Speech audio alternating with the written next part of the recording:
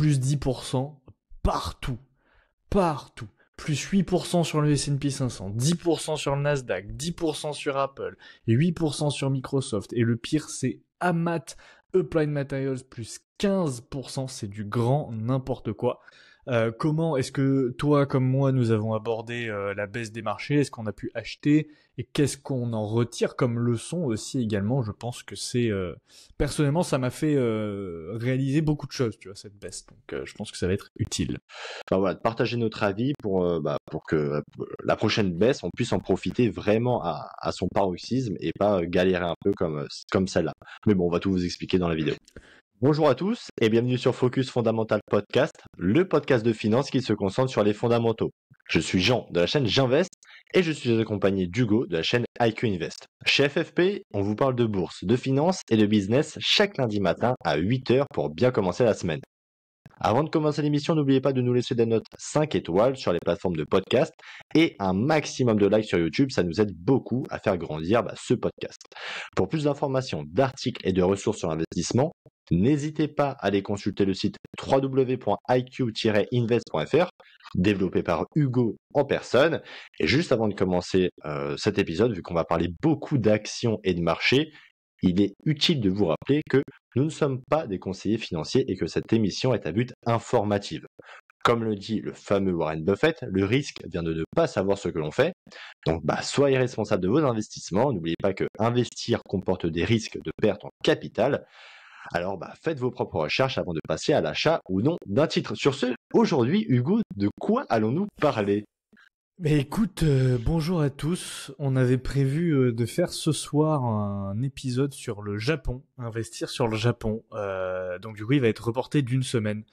Pourquoi ? Puisqu'il se passe des choses absolument dingues sur les marchés. Honnêtement, après, bon, personnellement, je suis en bourse depuis 3 ans, mais là, j'ai vraiment jamais vu ça de ma vie. En fait, juste avant de tourner le podcast, pour vous dire, Jean avait pas du tout regardé les cours de bourse. Moi, j'avais regardé les cours de bourse à l'ouverture des marchés à 15h30. J'avais vu que c'était flat, c'était pas fou. Là, je réouvre. En fait, j'ouvre mon portefeuille sur l'application IQ Invest parce que je devais renseigner une transaction de dividende. Je vais dans l'onglet résumé et je vois que j'ai pris genre 2000 € de perf gratos. Ok, ça sort d'où ? J'ouvre l'application bourse, plus 10% partout. Partout. Plus 8% sur le S&P 500, 10% sur le Nasdaq, 10% sur Apple, et 8% sur Microsoft. Et le pire, c'est Amat Applied Materials, plus 15%. C'est du grand n'importe quoi. Donc on va revenir, les pétrolières. Même les pétrolières explosent. On va expliquer ça. Mais je pense que du coup, ça peut être intéressant de faire cette petite explication freestyle sur les marchés. Donc, pourquoi il y a ce rebond absolument fou aujourd'hui ? Bon, je pense que vous êtes au courant, mais on va faire un petit point rapidement sur ce qui s'est passé. Comment est-ce que toi, comme moi, nous avons abordé la baisse des marchés ? Est-ce qu'on a pu acheter ? Et qu'est-ce qu'on en retire comme leçon aussi également ? Je pense que c'est... personnellement, ça m'a fait réaliser beaucoup de choses, tu vois, cette baisse. Donc, je pense que ça va être utile. Moi aussi, ça m'a fait réaliser beaucoup de choses. On s'est appelé de longues heures avec Hugo ces derniers jours pour parler de tout ça parce que, en fait, on se rend compte qu'on a fait un tas d'erreurs. Et, enfin, pas un tas si, quand même, on a fait des belles erreurs et on va essayer de vous les partager aujourd'hui pour pas que vous tombez dans le propre piège, en fait. Parce que les marchés qui baissent, là, pour le coup, ça a baissé très, très fortement ces derniers jours. Ça fait depuis mercredi dernier que ça s'est ramassé. Aujourd'hui, ça vient d'exploser. Donc, je pense que ça va être utile de partager notre avis pour que la prochaine baisse, on puisse en profiter vraiment à son paroxysme et pas galérer un peu comme celle-là. Mais bon, on va tout vous expliquer dans la vidéo. Tout à fait. Tout à fait. Déjà, peut-être pour rappeler rapidement ce qui s'est passé. Donc, ça a baissé à cause des politiques douanières de Donald Trump, puisqu'il a instauré, donc c'était le 2 avril, jour de la libération aux États-Unis, il a instauré donc des tarifs douaniers sur absolument tous les pays du monde, des tarifs qui étaient assez élevés. On avait par exemple 20% sur l'Union européenne, etc. Et en fait, après des débats houleux avec plein de pays, après donc un effondrement des marchés, puisque, alors effondrement, ça reste modeste en vrai parce que on a dû prendre quoi, peut-être moins 20% On a depuis les perdu plus hauts. 20%. Ouais, on avait perdu Oui, voilà. 20% sur le S&P 500. Comparé aux 50% de 2008 ou comparé aux 80% de 29, bon, ça fait relativiser. Mais voilà, on a quand même perdu 20% depuis les plus hauts, donc notamment à partir du 2 avril, c'est là que ça a vraiment commencé à s'effondrer.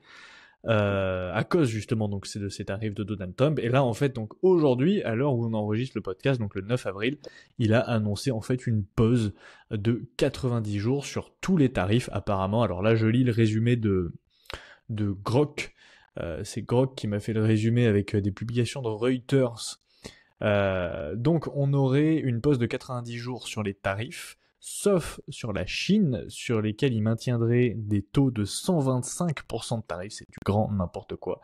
Et apparemment ils appliqueraient un tarif universel de 10% sur toutes les importations aux États-Unis, donc hors Chine, y compris celles du Mexique et du Canada. Mais du coup 10% c'est beaucoup moins que les tarifs annoncés, donc forcément ça fait du bien au marché, d'où les rebonds effectivement. Moi j'ai jamais vu des trucs comme ça. Et déjà, ça l'avait fait lundi. Lundi, il y avait eu des Absolument. rumeurs de pause. Et pareil, il y a tout qui a pris genre 5-6% en l'espace de 10 Bah, minutes. ça Et avait j'ai... même fait bugger certains brokers, carrément. Ah mais alors ça, je vais pouvoir vous en reparler après. Parce que lundi, moi, c'est pareil, j'ai vécu une épopée. Euh... j'ai vécu une épopée lundi. Mais alors, déjà, toi, Jean, qu'est-ce que tu as pu faire pendant cette baisse? Est-ce que tu as mis des cartouches? Alors, bah écoutez, moi les amis, j'ai regardé cette baisse, je l'ai contemplée, je me suis imaginé investir dedans, mettre des sacrées cartouches. J'avais déjà ma tier list d'actions sur lesquelles investir. Bah, sans plus tarder, je vais vous dire en toute transparence, comme d'habitude, vous connaissez ce podcast. Alors, j'ouvre le portefeuille. Donc voilà, moi j'allais investir, la prochaine cartouche allait être dans Uber, dans Google, qui est arrivé à des niveaux de valorisation très bas. On est arrivé à 16 ou 17 de PE, donc c'est donné. Pour Uber, on est arrivé à 13 de PE pour une boîte tech. 13 de PE, c'est donné aussi. Euh, et, et si ça baissait encore, j'allais réinvestir une petite cartouche dans le LQQ parce que bah on l'a vu, ça a baissé très fort, mais là pour le coup, bah aujourd'hui ça va clôturer à quasiment 10%. Ça veut dire que demain le LQQ il va prendre plus de 20% de performance en une journée. Donc je pense que c'est fort. Et je crois que je l'avais déjà dit sur une des dernières vidéos, mais à refaire, je me répète, si j'avais su, j'aurais plutôt essayé de timer le marché, même s'il faut vraiment pas le timer, mais je pense que pour ce genre comment dire, de titre à effet de levier, ça a été un peu con de ma part de l'acheter au plus haut. Donc la prochaine fois, j'attendrai des niveaux de valorisation quand même beaucoup plus bas. On a vu le LQQ arriver à 730 € la part, et moi je l'ai acheté à 1100 €. Autant vous dire que quand ça a baissé fort pour ma part. Donc voilà, moi j'allais réinvestir dans Uber et dans Google et potentiellement dans le LQQ s'il me restait un peu d'argent. Alors pourquoi j'ai pas investi? Bah tout simplement parce que je n'avais pas de cash. J'ai failli à ma mission d'investir donc chaque mois la DCA. Pourquoi je n'ai pas de cash? Bah tout simplement parce que des fois il faut faire des choix.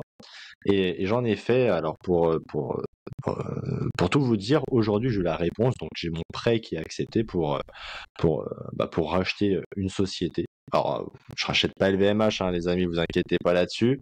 C'est une boîte dans l'artisanat. On en a parlé. C'était lors du podcast pour la FAQ, la Mm. foire aux questions qu'on avait fait. On avait un peu teasé ça.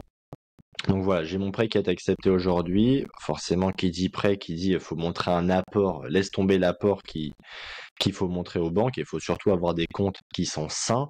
Donc forcément, quand ils voyaient des virements 1000 balles Interactive Broker, 1000 balles Bourse Direct, 500 € Strike pour acheter du Bitcoin, les mecs ils sont pas fous, ils se sont dit ok lui on va le tuer. Donc c'est pour ça que ça avait un peu tardé. J'ai voulu vraiment faire un petit cleaning, enfin j'ai voulu nettoyer mon compte courant de toutes ces dépenses à outrance chez les différents courtiers. Donc bah tout simplement j'ai pas pu investir. Alors oui, je suis déçu. Oui, je suis déçu tout simplement parce que on était arrivé à des niveaux de valorisation qui commençaient à être intéressants. Alors après, faut faire attention parce que la bourse a tellement monté que là, en fait, on est plutôt sur des niveaux. J'ai vu une vidéo d'un YouTuber justement, c'était il y a 2 jours, où en fait il disait ouais, la baisse, on a baissé de 20-25%. Mais aujourd'hui, le fait est que le S&P 500 se négocie à une valorisation, grosso modo, de 23, 24.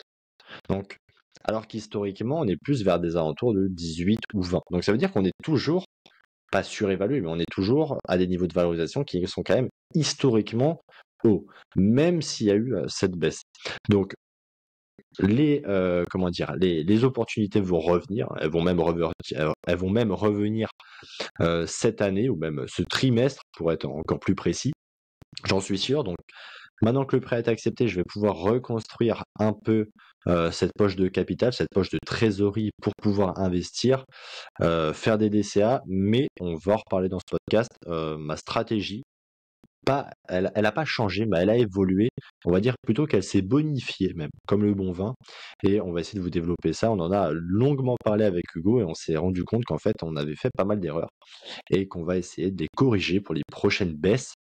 Voilà. Donc, je n'ai pas pu investir pendant cette baisse, j'ai juste pu la contempler, mais, et ça, je pense même que c'est le plus important, j'ai beaucoup, beaucoup appris de cette baisse. Et je pense que même que j'ai encore plus appris le fait de ne pas avoir d'argent à investir parce que laisse tomber le billet que tu as quand tout est en rouge, le FOMO est à son plus haut. Donc voilà, je pense que ça a été plus une leçon qu'autre chose, cette baisse pour ma part, et je suis plutôt content même de l'avoir connue. En vrai, aussi jeune, hein, parce que j'ai quasiment 1 an et demi d'investissement devant moi en bourse, et même si c'est pas une chute, on est d'accord, on parle pas, c'est pas la crise de 2008, mais ça a quand même été une baisse de plus de 20-25% pour certains indices en l'espace d'une semaine.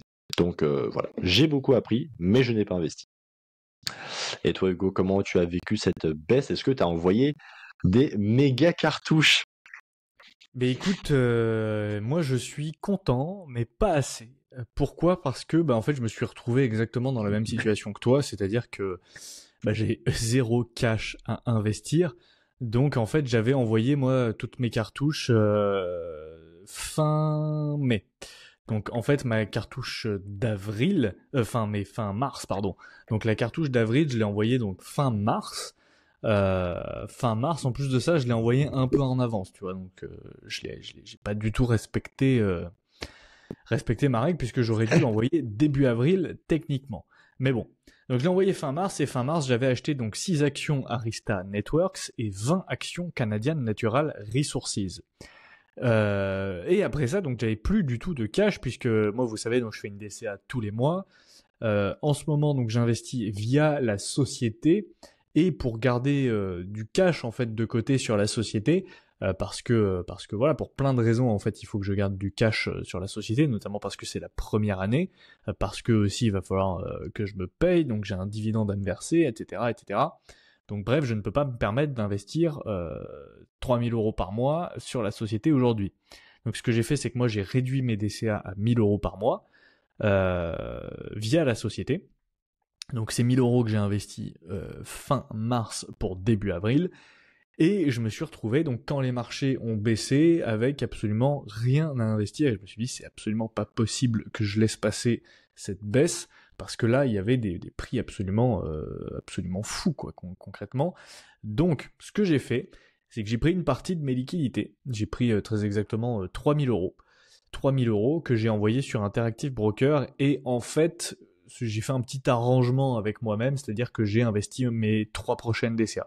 C'est-à-dire que je me suis dit, donc mes DCA de mai, juin, juillet, je vais les investir maintenant au plus bas, en tout cas ce que je pensais être le plus bas, et pour le coup j'ai plutôt bien timé le truc. Alors après, est-ce que ça va continuer à baisser dans les prochaines semaines ou pas? Ça, seul l'avenir nous le dira. En tout cas, pour l'instant, ça a l'air d'être les plus bas. Donc, ce que j'ai fait, c'est que j'ai envoyé donc mes cartouches de mai, juin, juillet, donc 3000 euros, et je les ai envoyées. Donc, j'ai fait le virement vendredi dernier, donc c'était vendredi, que je te dise pas de bêtises, c'était vendredi 4. J'ai fait le virement vendredi dernier et vous connaissez les banques, ça met un peu de temps, donc le virement n'est pas arrivé vendredi, il est arrivé en fait lundi. Donc il est arrivé lundi sur mon compte Interactive Broker et j'ai attendu donc l'ouverture des marchés pour pouvoir passer mes ordres. Sauf que qu'est-ce qui s'est passé lundi? Il y a eu la fausse rumeur de, tu sais, d'allègement des tarifs de Trump, Ouais. ce qui fait que quand j'ai voulu passer mes ordres, Interactive Broker était en PLS. Je me rappelle, on était au téléphone avec Jean, je pétais les plombs parce que j'attendais 5 minutes pour charger le moindre truc. J'ai essayé de passer 3 ordres différents sur Canadian Natural Resources, ça voulait pas passer. J'en pouvais plus, mais j'ai réussi à passer 3 ordres. Donc j'ai réussi à passer 3 ordres, enfin j'ai acheté 2 actions en fait. J'ai racheté 6 actions Alphabet que j'ai racheté donc à $145, 145,10 dollars très exactement, 6 actions. Pourquoi Alphabet? Parce que Alphabet s'est fait énormément punir pendant cette baisse et elle était arrivée à un PE de 17. C'est complètement débile.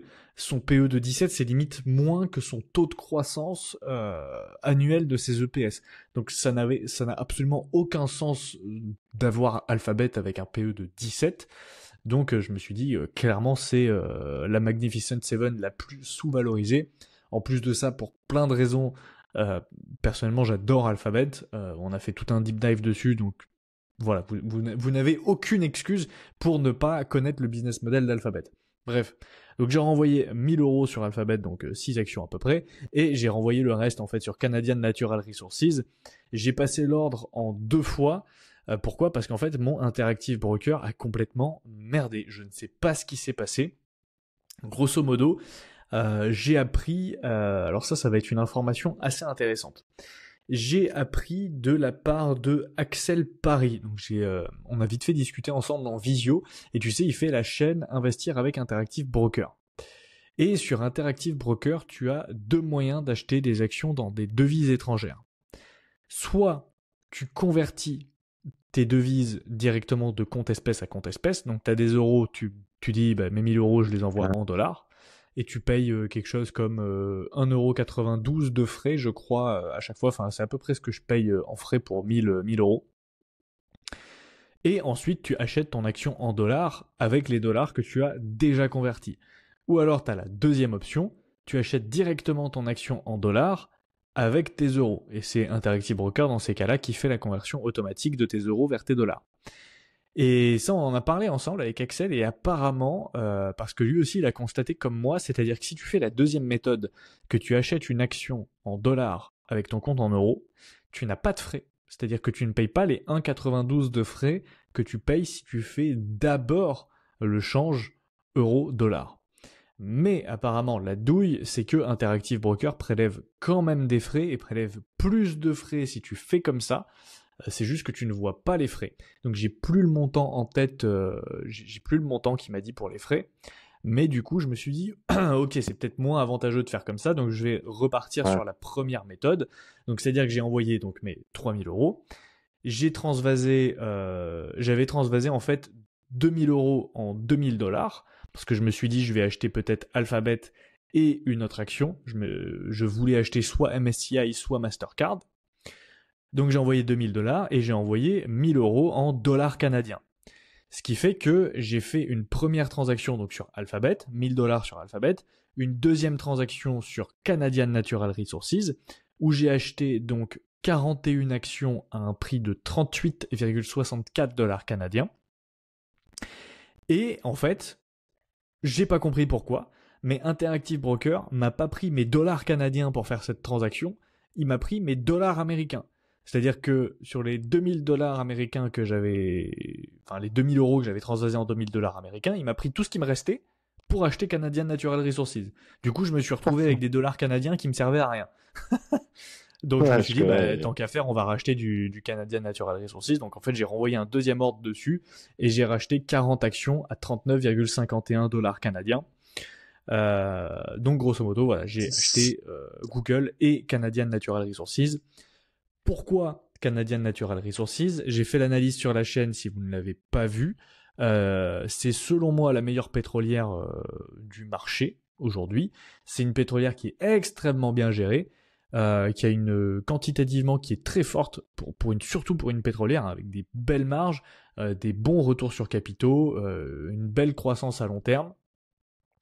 Elle a un taux de déclin de ses ressources qui est très faible. Enfin bref, pour plein de raisons, cette pétrolière est super intéressante. Et surtout, au moment où je l'ai achetée, elle versait 6% de dividendes. Entre Google 17 de PE et CNQ 6% de dividendes. Voilà.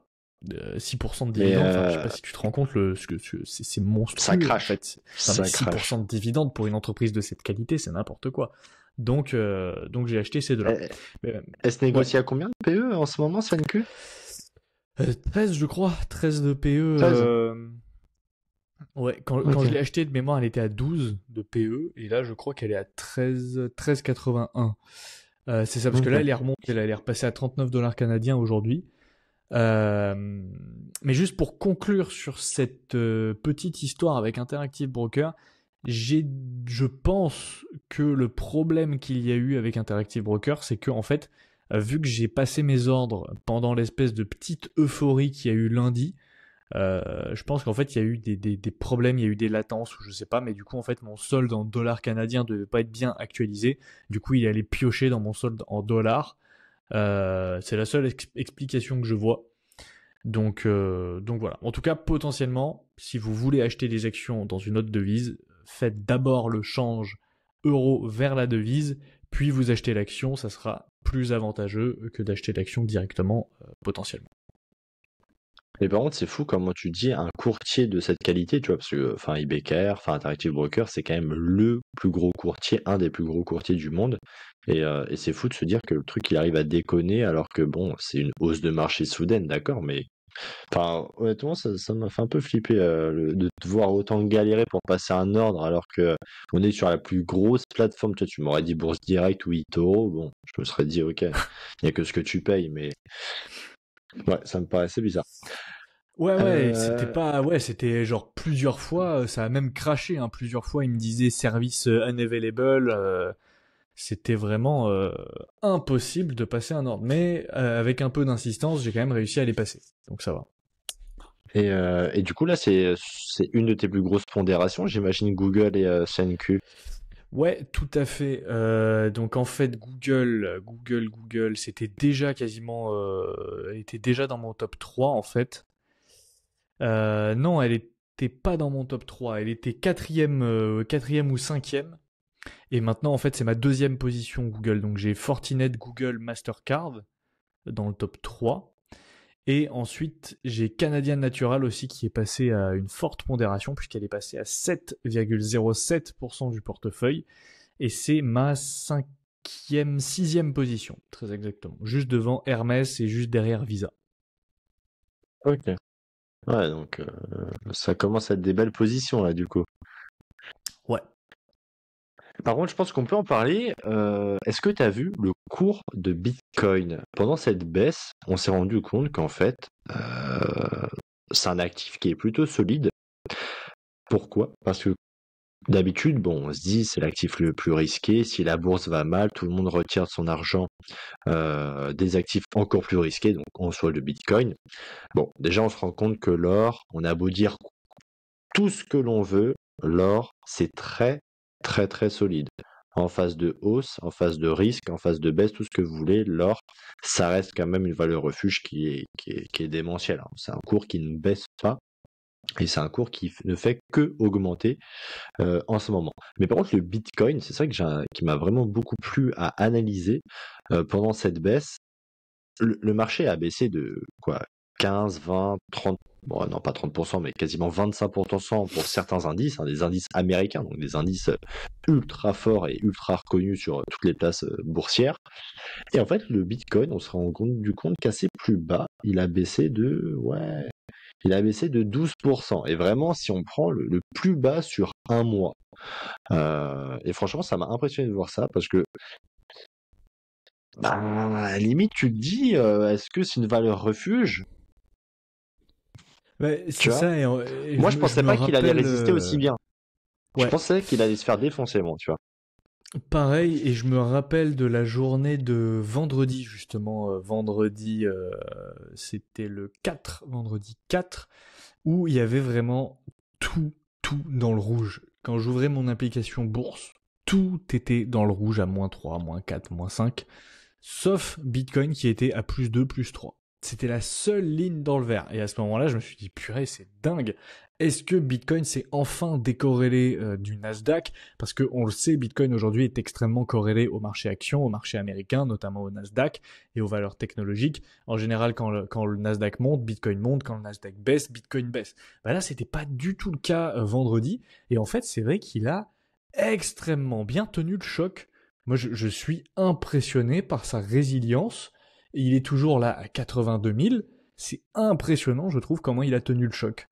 Donc, Absolument, parce que si on regarde, là, il y a eu 5 jours en bourse qui ont vraiment été euh, chaud du slip, comme on dit, si je peux me permettre. Et tu vois que le S&P 500, sur 5 jours, il a perdu moins 2,69%, quasiment moins 3%, en comptant la hausse fulgurante d'aujourd'hui. Et tu vois que le BTC, sur 5 jours, il a perdu un peu moins de 2%. Donc, il est quasiment au même niveau que le S&P 500. Alors, encore une fois, c'est un actif qui est dit beaucoup plus risqué, mais alors vraiment beaucoup plus risqué que le S&P 500, tu vois. Donc, les gens ont plus eu tendance à prendre, à couper leurs pertes ou à prendre leurs gains, tout ce que vous voulez, sur des indices boursiers qui appliquent des actions, que sur le Bitcoin. Et c'est là où ça a été vraiment intéressant à prendre en compte parce que même si on est bullish ou si on n'est pas bullish ou tout simplement on ne croit pas à la technologie Bitcoin, on peut se poser la question de ça reste quand même une monnaie qui a résisté malgré une baisse du marché en 5 jours de plusieurs dizaines de points. Ouais. Tout à fait, et en fait, ça rejoint aussi, moi aussi j'écoute beaucoup de podcasts Bitcoin. Pourquoi j'écoute beaucoup de podcasts Bitcoin? Parce que souvent, en fait, ça parle plus de macro que de Bitcoin. Et je trouve la macroéconomie super intéressante, surtout en ce moment, avec tout ce qui se passe. Le gouvernement américain est complètement hors de contrôle. Après, est-ce qu'ils font n'importe quoi, pas n'importe quoi, ça, seul l'avenir nous le dira. Ce qui est sûr, c'est qu'ils ont une stratégie et qu'ils l'appliquent. Même si, bon, ils reviennent souvent quand même sur leur stratégie, hein, parce que là, les tarifs, un coup c'est oui, un coup c'est non, un coup c'est une pause, un coup il n'y a pas de pause. Il est flippant. Bon, décide-toi. Mais bon, en tout cas, on peut pas leur enlever qu'ils avaient dit avant l'élection qu'ils allaient appliquer des tarifs. Donc les gens qui font les surpris maintenant, il fallait juste écouter ce qu'ils avaient dit avant les élections. Mais donc j'ai écouté le podcast de Jack Mallers, tu vois, que j'aime beaucoup, et il disait justement que pour lui cette année, ça sera l'année où Bitcoin se décorrélera complètement du Nasdaq, parce que en fait, tu commences enfin, je trouve qu'on commence à, en tout cas dans cette phase de baisse, à le voir que ça s'est pas du tout comporté de la même manière. C'est vraiment intéressant, mais je pense que ça va être un actif vraiment qu'il va falloir, même pour ceux qui y croient pas, ça va être un actif qu'il va falloir peut-être analyser, ou en tout cas surveiller et voir comment il se comporte face aux indices, parce que ça se trouve c'est une future révolution, on peut pas savoir, et ça se trouve ça va être ça va être quelque chose qui va se démocratiser de plus en plus vite. De toute façon, si vous voulez encore plus fouiller sur le sujet du Bitcoin, n'oubliez pas qu'il y a 4 épisodes entiers qui y sont consacrés quasiment, qu'on l'on avait fait. On avait fait une mini-série il y a de ça quelques mois déjà. Ouais, tout à fait. De cette baisse, t'as appris des choses, toi, Hugo? Tu veux un peu en parler? Alors écoute, donc déjà moi je suis content d'avoir investi lundi, je suis content d'avoir mis mes petites cartouches sur ces deux sociétés.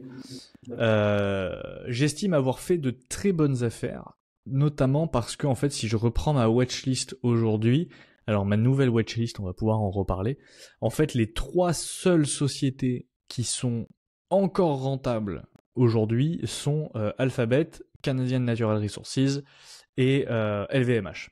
LVMH, on va pouvoir en reparler également parce que franchement, j'ai les boules pour LVMH. Mais ouais, en fait, c'est les 3 sociétés qui sont vraiment, enfin, qui ressortaient vraiment de ma watchlist en vert flashy et qui me disaient, il faut que t'achètes ces 3-là. Mais effectivement, donc, qu'est-ce que j'ai appris? C'est quand même important d'avoir une enveloppe de cash. Et une enveloppe de cash potentiellement directement disponible sur le broker, mais c'est dangereux directement disponible sur le broker en fait, parce je pense qu'elle a vite tendance à finir investie. Euh, en tout cas, disponible rapidement, parce que tu vois, moi j'ai fait le virement le vendredi, bon, en vrai c'est arrivé le lundi, donc faut estimer que tu as 1 à 2 jours d'intervalle pour faire ton virement sur Interactive Broker et pour avoir le cash de disponible. Donc t'as de quoi profiter un peu. Donc avoir du cash pour profiter de ce genre de baisse, ça c'est indispensable. Comment ça va se matérialiser à terme, j'en ai aucune idée. Peut-être avoir, tu vois, Tu peux avoir un compte 5%. rémunéré. Ah oui, via un compte Ouais, rémunéré sur Interactive Broker. Bah, moi, juste pour rebondir sur ce que tu viens de dire, maintenant, je laisse toujours 5%. Alors là, pour le coup, c'est sur Interactive Broker. Après, ça dépend de combien vous avez de courtiers. Est-ce que votre PEA est aussi sur Interactive Broker? Enfin, de toute façon, vous pouvez pas enlever d'argent aussi de votre PEA à votre CTO. Mais par exemple, tu vois, moi, j'ai fait un virement de à peu près 1 500 euros. Donc là, la semaine dernière, bon, j'ai un peu arnaqué, vu que je savais que j'allais avoir la réponse du prix, ils n'allaient pas me demander d'autres documents encore, donc j'en ai profité pour hop renvoyer une petite cartouche en bourse, même si j'ai rien investi. Voilà, mais ça représente un peu moins de 7% de mon portefeuille mis de côté. Donc voilà, maintenant je garde une petite poche de trésorerie et après il faut se forcer de pas l'investir à tout bout de champ, tout ça par prétexte que vous avez de l'argent sur votre broker. Donc c'est aussi beaucoup de travail mental à ne pas tomber du coup dans la fameuse peur de rater le train ou de sauter sur tout ce qui bouge. ouais, carrément. Carrément. Et moi, du coup, concrètement, hein, j'ai mis donc je vais potentiellement mettre cette stratégie en place de garder un peu de cash pour investir en cas de forte baisse. Mais là, pareil, je pense que, et c'est pour ça que c'est important d'avoir des règles quantifiables. Parce que si t'as pas de règles quantifiables, c'est quoi une baisse? 5%, 10%, 15%, 20%, c'est quoi une baisse, tu vois? Donc, concrètement, une règle quantifiable, ça serait 5% de ton portefeuille en cash, et tu ne touches pas à ce cash tant qu'il n'y a pas une baisse globale des marchés de moins 20% par exemple. Et là, tu sais Mm. que s'il y a moins 20%, bah ces 5%, tu recharges dans toutes les entreprises les plus intéressantes par rapport à leur valorisation et à leur poids dans ton portefeuille, quoi. Après, ça peut être aussi une action qui s'est fait tabasser par ses résultats. Je sais pas, elle a passé un Ouais. méga trimestre en baisse et c'est peut-être juste pas la macroéconomie qui a fait perdre 20% ou 30% au marché, mais c'est peut-être plutôt juste cette action qui s'est viandée. Ça fait 2 trimestres consécutifs qu'elle se viande ou qu'il y a un scandale ou quelque chose comme ça et ça peut devenir une bonne affaire. Donc dans ces cas-là, faut pas, enfin pour ma part, tu vois, je vais pas me dire forcément j'attends que le marché baisse de X% pour réallouer cette poche d'action, mais plutôt voilà, tenir au chaud une checklist, suivre la checklist, ça sert à rien d'avoir 150 actions dans sa checklist, mais vraiment avoir un panel concentré d'actions que tu suis, et là, let's go, quoi. Quand les voyants sont ouverts, et ben, t'investis ta poche de liquidité. Par contre, forcément, si vous avez une poche de liquidité, ça peut être intéressant de l'investir via des ETF. Enfin, en tout cas, je parle pour moi, tu vois. Si le marché baisse de 10, 20, 30%, là, dans ces cas-là, la poche de trésorerie ira plutôt vers l'ETF ou aussi forcément stock picking via l'action la plus intéressante. Mais je pense que l'action la plus intéressante arrive plus souvent qu'un marché qui baisse comme on a vu là aussi vite. Bah là, concrètement, sur les 5 dernières années, t'avais la baisse du Covid, en opportunité, si tu t'appliques cette règle. T'avais potentiellement 2020 aussi, enfin 2022 pardon. 2022. 2022 en opportunité aussi, au plus bas de 2022, tu vois en juin 2022, je pense que t'avais largement moins 20% par rapport au plus haut. Et maintenant. Donc ça fait quand même 3 belles opportunités sur les 5 dernières années. Hein. C'est clair. Et on est qu'au début pas du quinquennat, mais on est qu'au début de la présidence Trump. Donc je pense qu'à mon avis, on a encore de beaux jours devant nous. C'est clair. C'est clair. Et bien sûr, donc ça, voilà, première résolution, enveloppe de cash. Et il y a 2 autres résolutions, mais ça j'ai envie de dire, on en parle depuis pas mal de temps. La première, être plus exigeant sur ses prix d'achat et sur ses valorisations. C'est pour ça que tu as, par exemple, avant la baisse, j'avais refait une passe sur toutes mes positions et j'ai revu toutes les évaluations une par une. Et en général, ça c'est quelque chose que je fais une fois par mois, tu vois. Parce que ça me permet de voir si j'ai pas été trop bullish quand j'ai fait l'analyse de l'action, tu vois, sur l'évaluation. Donc ça me permet de réajuster comme ça un peu tous les mois. Et j'avais fait ça avant la baisse, j'avais réajusté et je me suis retrouvé avec pas mal d'entreprises qui ont leur prix juste qui a baissé. Je te donne un exemple, Alphabet. J'avais un prix juste avant à 170$, quelque chose comme ça. Maintenant, mon prix juste est passé à 156$. Donc tu vois, on est quand même plus conservateur. Et voilà, globalement, bref, j'ai fait ça pour toutes les sociétés. Et c'est pour ça que du coup, 145$ d'ailleurs pour Alphabet, c'était cadeau. Franchement, Alphabet pendant cette baisse, c'était un cadeau. Il y avait Annette aussi, Arista Networks, purée, elle s'est fait tabasser pendant la baisse. Applied Materials aussi. Enfin bon. ASML aussi, purée. ASML, je sais pas si t'as vu, elle est descendue jusqu'à 510€. Hein.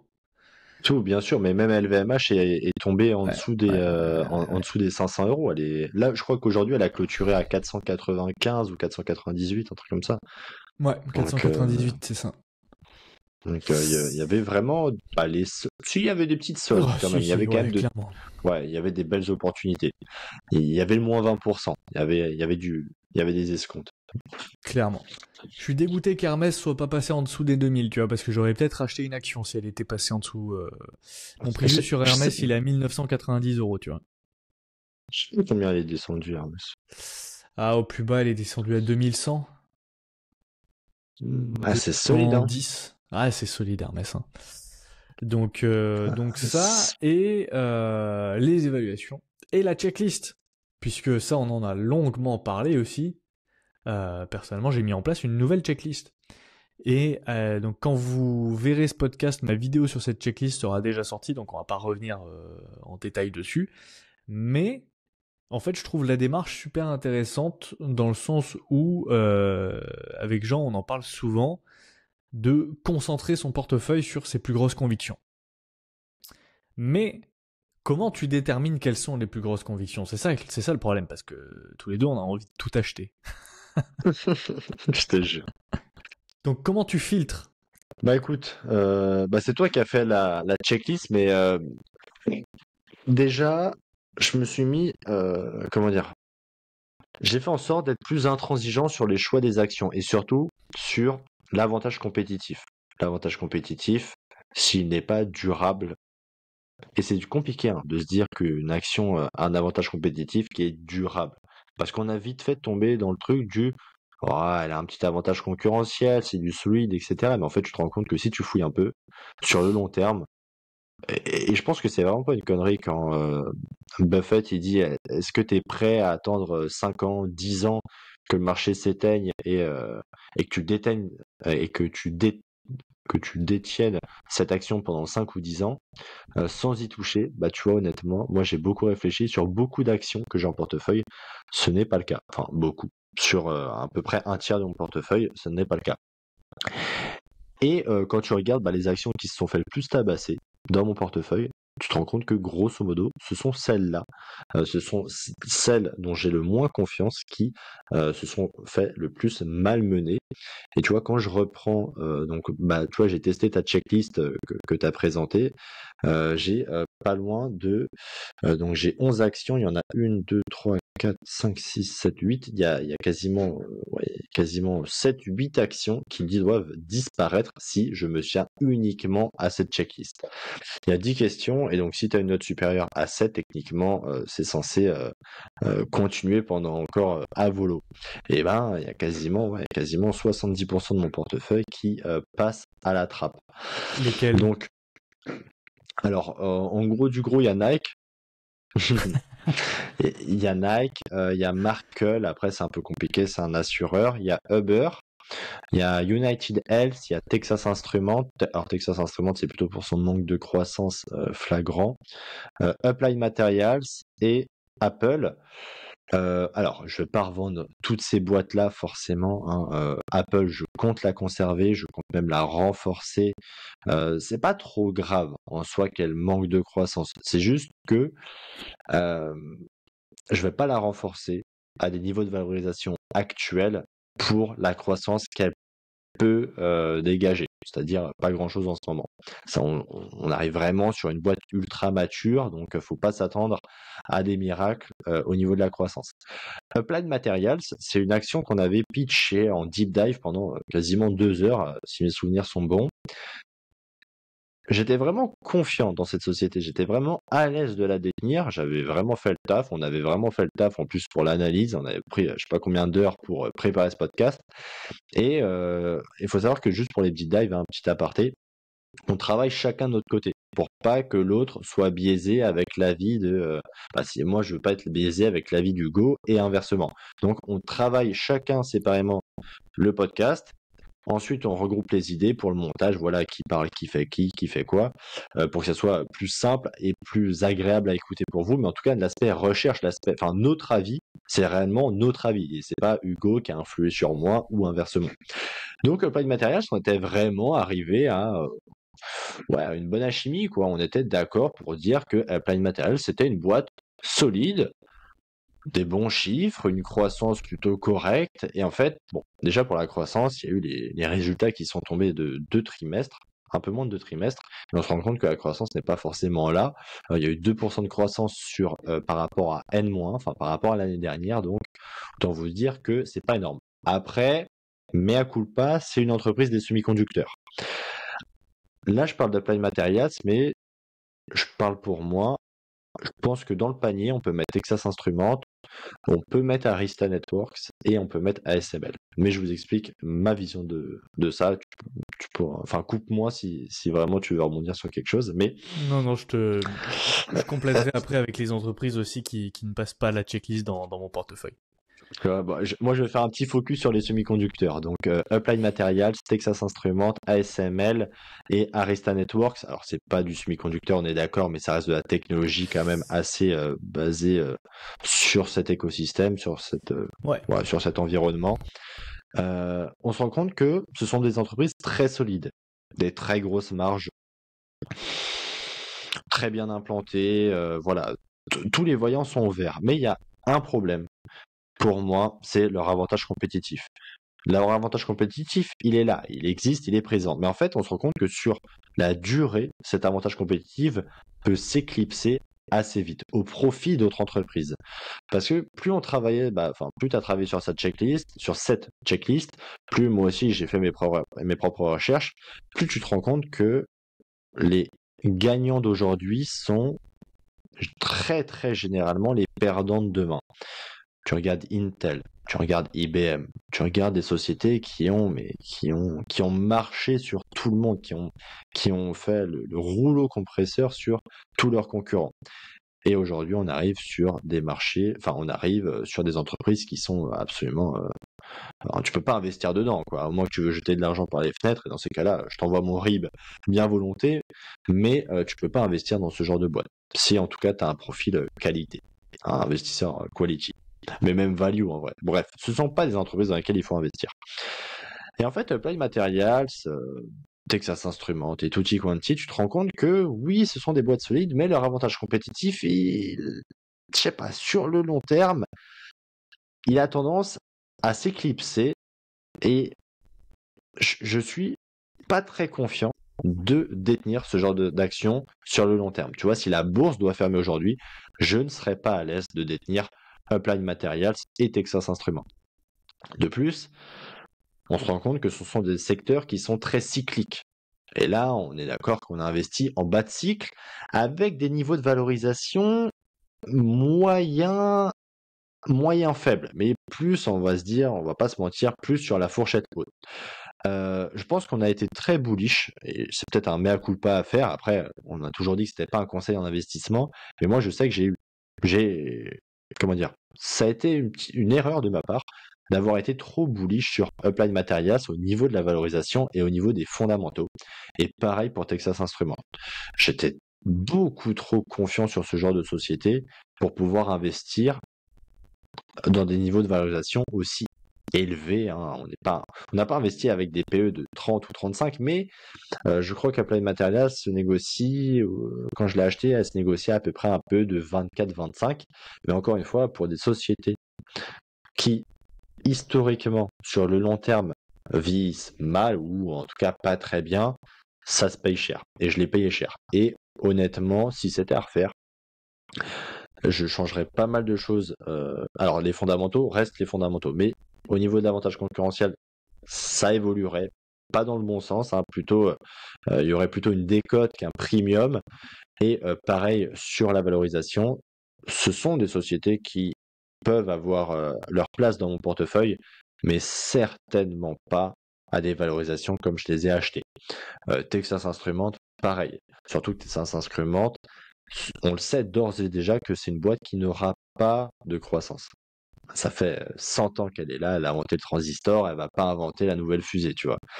Voilà, c'est tout ça pour dire que la technologie, et en fait c'était un livre qu'on voulait vous présenter, Jeff Booth, Le prix de demain, qu'on vous encourage si vous voulez à lire. En fait, on se rend compte que... Ça fait 20 fois qu'on leur dit de lire le livre. Ouais, mais la technologie avance tellement vite que détenir des entreprises technologiques en soi est une bonne idée parce que t'es dans l'air du temps, tu vois. Si tu veux performer en bourse, si tu as du Nestlé, du Total et du Danone en portefeuille, tu vas pas aller loin. Donc, je pense que il faut avoir un peu de tech en portefeuille, mais il faut être encore plus vigilant à la valorisation à laquelle tu achètes, ces boîtes technologiques. Voilà. Bon, je pense que j'ai un peu monopolisé la parole, mais tu alors vas c'est pouvoir rebondir extrêmement là-dessus. intéressant parce que j'ai plein de trucs à redire. Pour la valorisation, je te rejoins et je te rejoins notamment parce que moi j'ai l'exemple de Fortinet. Fortinet que j'estime avoir vraiment acheté pas cher du tout. Pendant cette baisse, j'ai toujours été largement en positif sur Fortinet. Tu vois, quand t'achètes une entreprise pas chère, ça a beau baisser, tu t'en fous parce que tu l'as acheté tellement pas cher que dans tous les cas, t'es toujours dans le positif. Mais bref.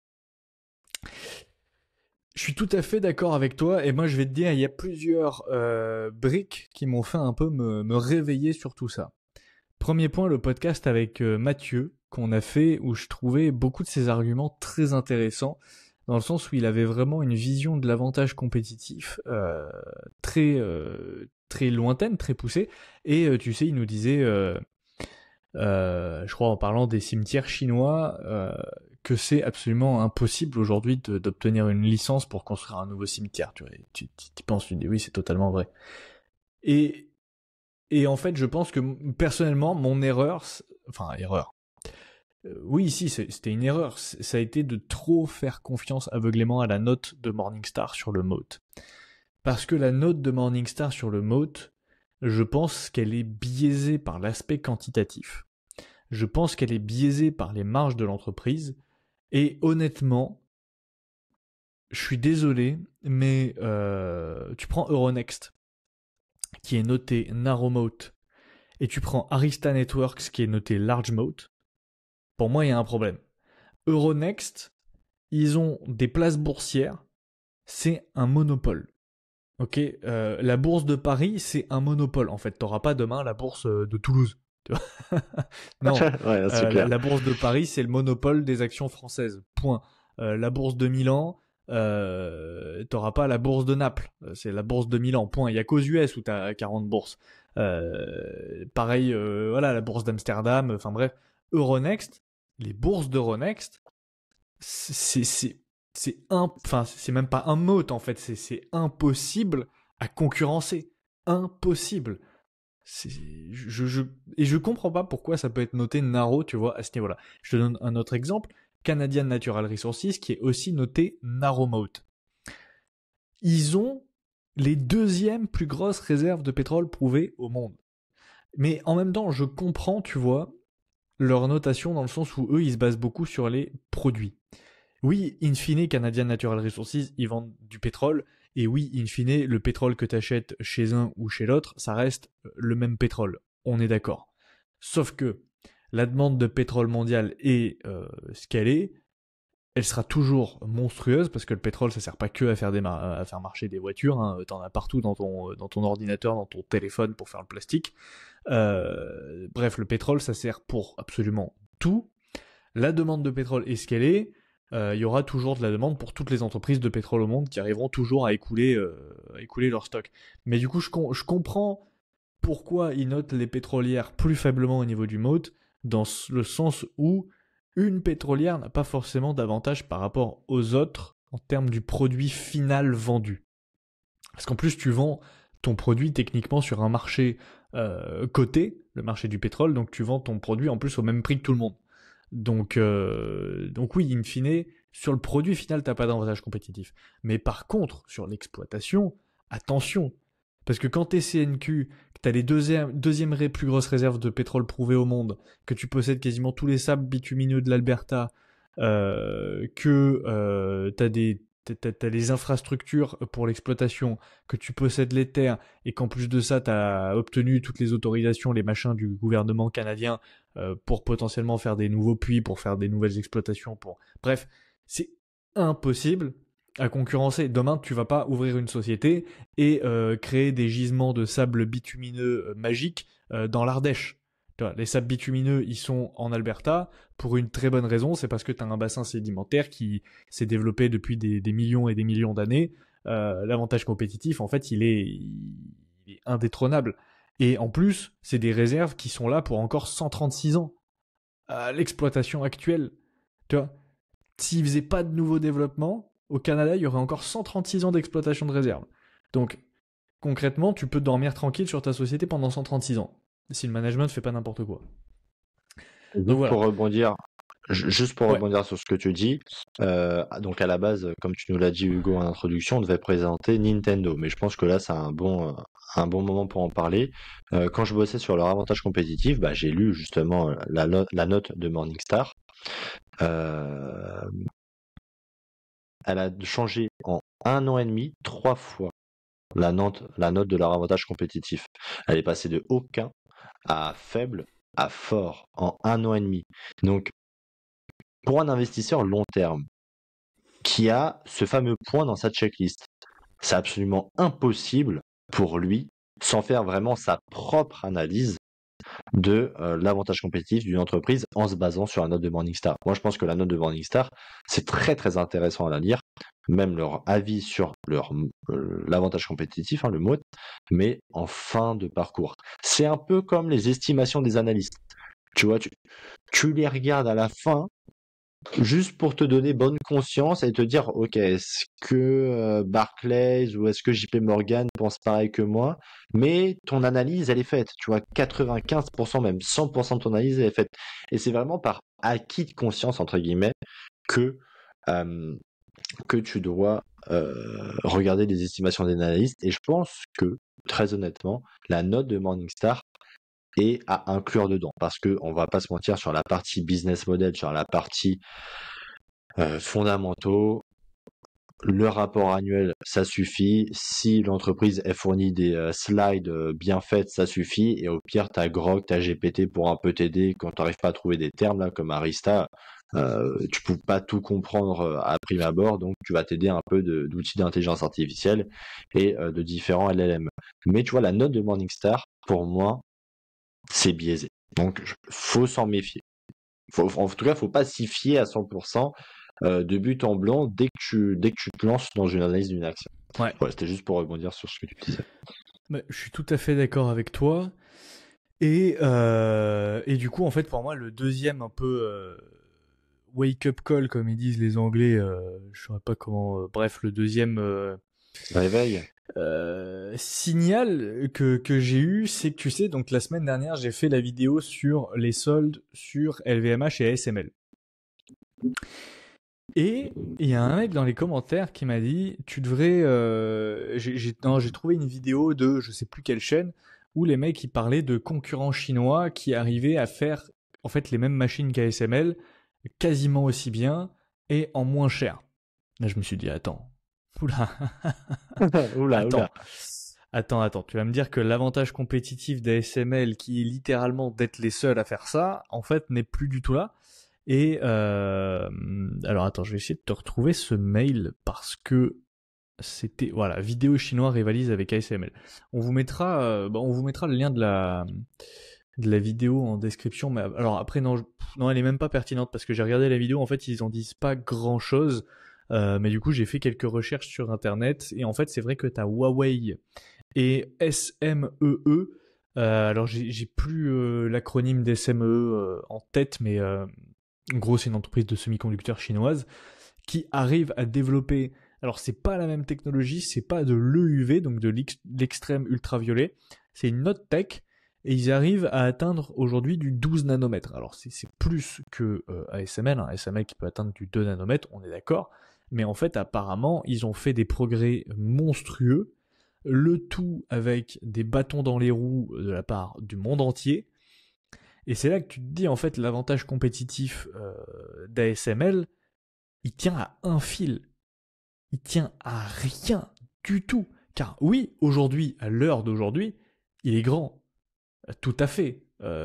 Tu peux le retourner dans tous les sens. Aujourd'hui, c'est les seuls à faire ce qu'ils font. Donc oui, il est grand. Mais qu'est-ce qui se passe si dans 1 an et demi, t'as SMEE qui te pond la même machine extrême ultraviolet qui te fait du 2 nanomètres pour 2 fois moins cher? Bah SML c'est ciao. C'est ciao, il n'y a plus Ah, c'est personne. clair. Et l'avantage compétitif, il tient à un fil. Donc, il est pas Et si du durable coup, que ça. et donc il n'est pas du tout durable même, je pense.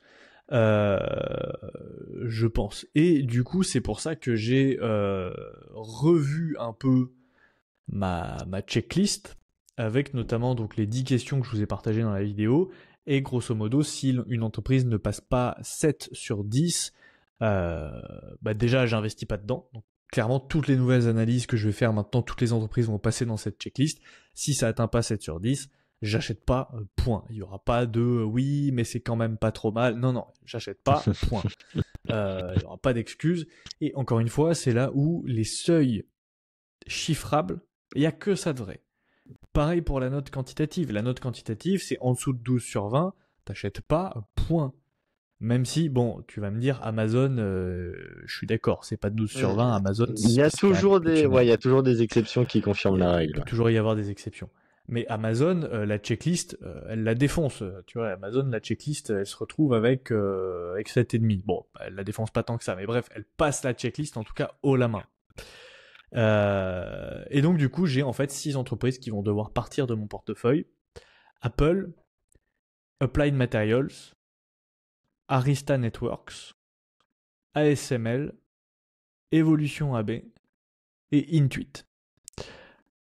Alors quand je dis partir de mon portefeuille, ça veut pas dire que je vais les revendre demain. Attention.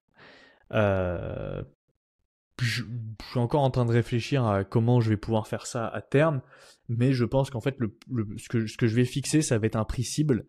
Un prix cible qui va correspondre à... En tout cas pour l'instant c'est comme ça que j'ai déterminé le prix cible. En fait j'ai tout simplement pris le prix final à 5 ans comme donne l'estimation de prix que je renseigne dans l'app. Donc pour ces 6 entreprises, en fait, j'ai mis ce prix cible là. Donc par exemple pour Apple, c'est $260. Et grosso modo, quand l'entreprise atteint ce prix-là, bah, potentiellement je la revends avec du coup une belle plus-value et je garde le cash de côté pour investir dans une meilleure opportunité, donc une entreprise qui est notée plus haut dans la checklist et surtout une entreprise qui a une décote parce que donc on en revient au point de acheter pas cher. Voilà. Grosso modo, donc ces 6 entreprises ne passent pas. Et peut-être juste pour finir ce long monologue sur Intuit, je pense qu'à partir de maintenant, je ne regarderai même plus honnêtement les entreprises qui sont en full software. qui n'ont que du logiciel, parce que je trouve que l'avantage compétitif est beaucoup trop faible quand on a que du logiciel.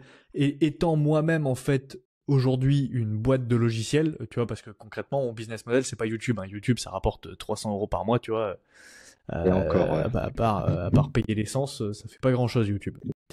Mais ce qui rapporte de l'argent aujourd'hui à la société, c'est l'application IQ Invest. Donc aujourd'hui, je suis une boîte de logiciels, tu vois. Et je peux te dire, en étant une boîte de logiciels, il n'y a pas d'avantage compétitif. En fait, l'avantage compétitif, c'est juste le fait d'avoir toujours une longueur d'avance sur les autres.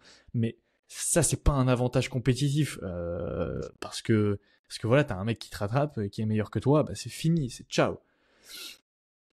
Et en plus de ça, l'IA, c'est monstrueux. Et moi, je me rappelle très bien la vidéo que j'avais vue sur Underscore, où il parlait au CEO de Mistral, où, tu sais, il montrait un bout d'interface généré dans la conversation avec l'IA. C'est-à-dire qu'il demandait la météo à l'IA, et t'as l'IA qui lui sortait un widget de météo, comme l'application météo que t'as sur ton iPhone, avec la météo. C'est absolument incroyable.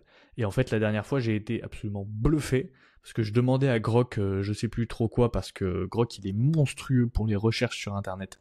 Vraiment, c'est monstrueux. Et grosso modo, en fait, il m'a sorti le graphique de bourse. C'était sur Applied Materials. Mais tu sais, il m'a sorti le graphique de bourse comme si tu vas sur Google Finance et que tu as le graphique Google Finance, quoi. Genre le graphique, tu peux survoler ta souris, voir le prix, tu peux switcher 1 an, 5 ans, 10 ans, max.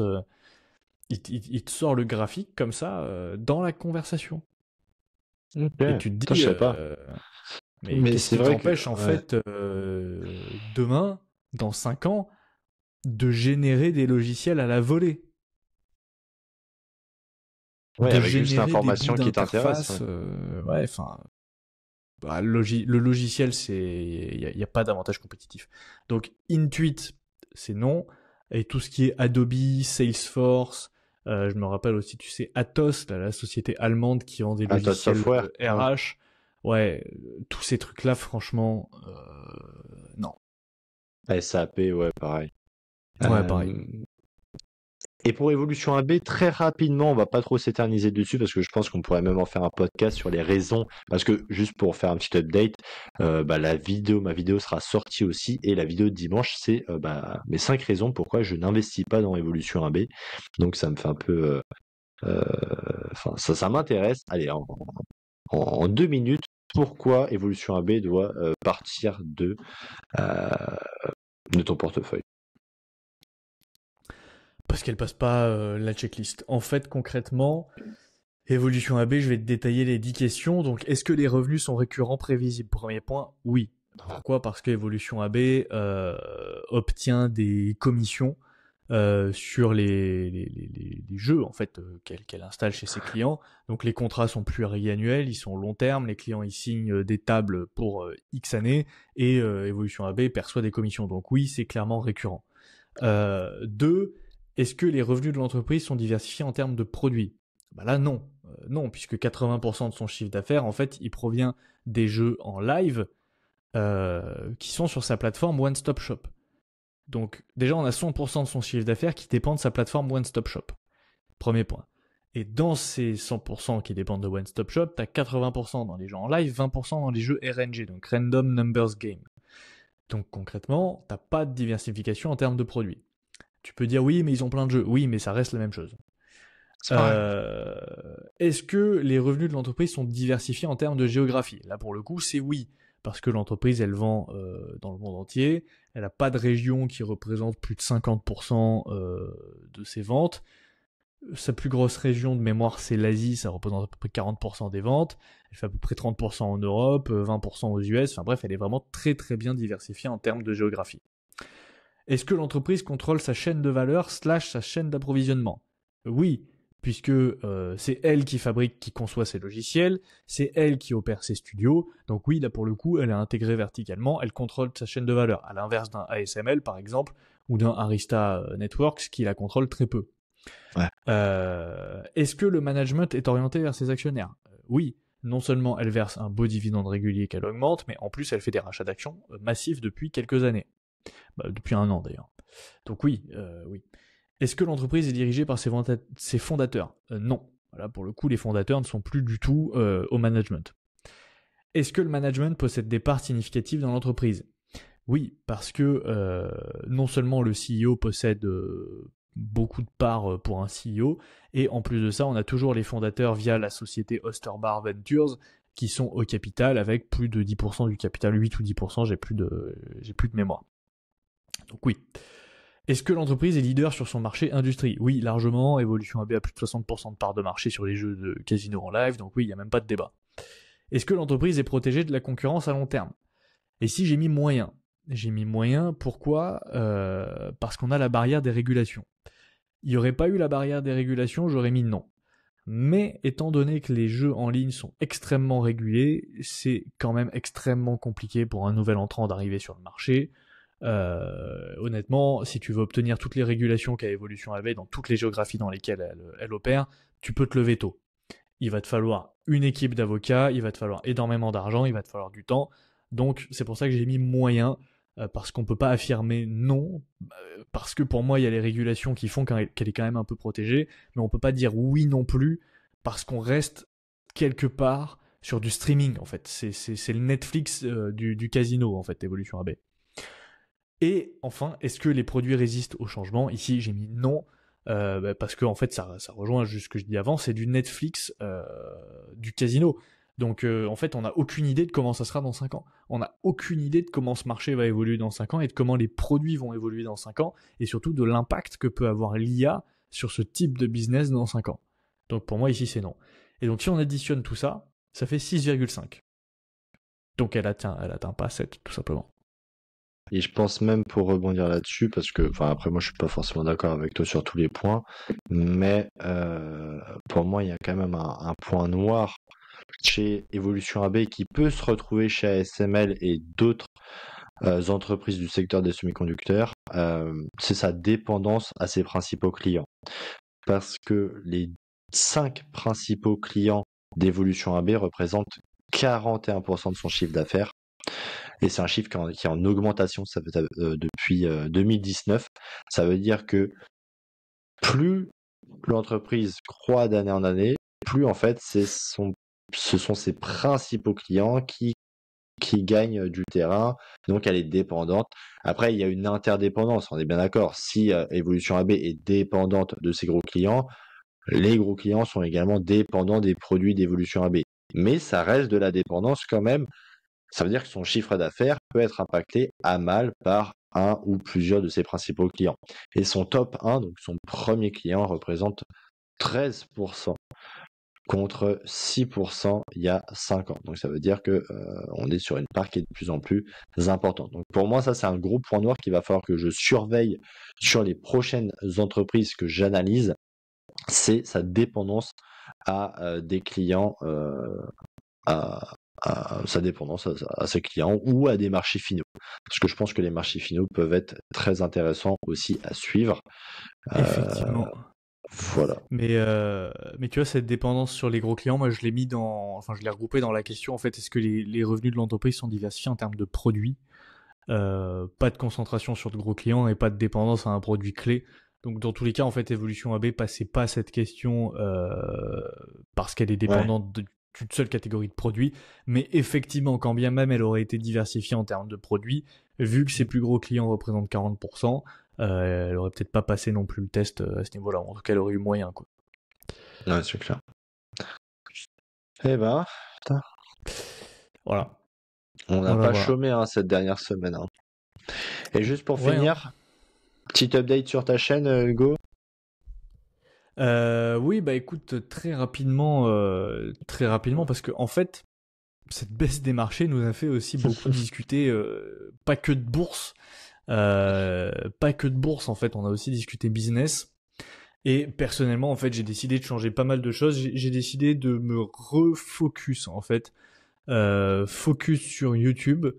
Donc j'arrête les publications Insta, ou en tout cas je les arrête au rythme de une par jour auquel j'étais avant, parce que Instagram ne m'apporte absolument rien, si ce n'est juste le plaisir de voir les abonnés monter sur Insta. Mais sinon c'est un média qui pour le moment ne me sert absolument à rien, donc je stoppe. J'ai décidé aussi de stopper IQ Bitcoin parce que quand bien même j'adore parler du Bitcoin, pareil, ça ne me rapporte rien et ça ne me sert à rien aujourd'hui en termes de business. Et j'ai décidé de passer ce créneau de vidéos IQ Bitcoin sur la chaîne principale IQ Invest, donc pour passer à 3 vidéos par semaine sur IQ Invest. Et également, niveau produit, me focus sur l'application à 100%, parce que je commençais un peu à m'éparpiller, je me disais ouais, est-ce que j'ai pas envie de lancer quelques formations, par-ci, par-là, des trucs, machin. Non, en fait non, je sais pas faire, c'est clairement pas mon avantage compétitif, tu vois, sur rien sur l'avantage compétitif. Mon mode, c'est que je sais dev une application, donc concrètement, je vais me concentrer sur l'application, je vais essayer de la rendre, de faire le meilleur produit possible pour qu'il y ait zéro concurrence en fait en termes d'application bourse. Tu parles d'application bourse en France, la référence ça doit être EQ Invest. Ça va être l'objectif. Il a posé les termes et on le remercie. De toute façon, vous allez suivre ça au fur et à mesure. Moi aussi, j'ai beaucoup réfléchi. En fait, à un moment, pour rien vous cacher, on avait le projet de lancer un petit truc sur le CAF rentable, non, sur Focus Fondamental, pour développer un peu la chaîne, etc. Mais en fait, on se rend compte qu'avec notre emploi du temps, qui est ultra serré, parce que là, on tourne le podcast, on est le 9 avril, il est 21h44. On est levé depuis 6 heures, comme ça, à peu près tous les jours, hein, sauf le dimanche. Et comment dire, en fait, on s'est rendu compte que on peut pas faire de la qualité, vraiment de la bonne qualité, si on n'arrive pas à se développer plus de temps. Or, toi, l'application, ça te prend un temps de ouf. Moi, la miroiterie, ça va me prendre un temps, laisse tomber. Donc, on met de côté le projet. Peut-être qu'on en reviendra un de ces jours. Mais moi, de mon côté, je vais relancer J'invest. J'avais fait une pause parce que j'arrivais plus, en fait, à allier la chèvre et le chou, comme on dit. Donc, voilà. Là, on va retourner. C'est toujours des expressions. Donc là, on va retourner sur une vidéo par semaine, peut-être 2 quand j'aurai le temps. Voilà, je pense à pas mal de concepts qui peuvent être sympas à travailler, mais en tout cas une vidéo par semaine, ça c'est reparti parce que ça me plaît. Franchement, c'est un truc que je kiffe faire, et un podcast par semaine, ça on n'arrêtera jamais. Donc voilà, encore plein de belles choses à arriver. Donc puis on a hâte de voir quand même IQ Bloomberg se développer, hein. Ah mais attends, là t'es même pas prêt parce que je suis en train de faire la refonte du portefeuille. Normalement ça sortira le lundi où vous écouterez ce podcast. C'est monstrueux en fait comment ça va être beaucoup plus simple au niveau du portefeuille, et puis surtout il y a les imports qui vont arriver là, les imports automatiques. Ouais. Rien que Interactive Broker, tu vas pouvoir charger ton relevé en un clic, tu auras toutes tes transactions déjà chargées, ça va être un bonheur. Donc oui, clairement IQ Bloomberg, il y aura pas de IQ Bloomberg. Je vais rien savoir. voilà. Ok. Conclu. Bon, on est pas mal. On peut conclure. Ouais, je pense qu'on est pas mal. Et ben voilà, on arrive à la fin de cet épisode. On espère que ce podcast vous a plu et que vous avez appris quelque chose d'utile avec nous. Aujourd'hui, on a pu débriefer un peu de tout ce qui s'est passé sur les marchés, sur nos chaînes personnelles, sur notre checklist d'investissement, avantages concurrentiels ou pas. Donc voilà, j'espère que vous avez kiffé. Avant de partir, vous pouvez nous retrouver en tapant Focus Fondamental Podcast sur toutes les plateformes de podcast ou encore YouTube et Instagram par la même occasion. Si vous avez apprécié le contenu, n'oubliez pas de vous abonner pour ne manquer aucun épisode et de laisser un like et un commentaire à la même occasion pour nous dire ce que vous en avez pensé. Merci à tous de nous avoir écoutés et on se donne rendez-vous tous les lundis matins à 8h pour les prochains épisodes. Prenez soin de vous et de vos finances. À très bientôt. Ciao. Salut Hugo, salut à tous. Ciao.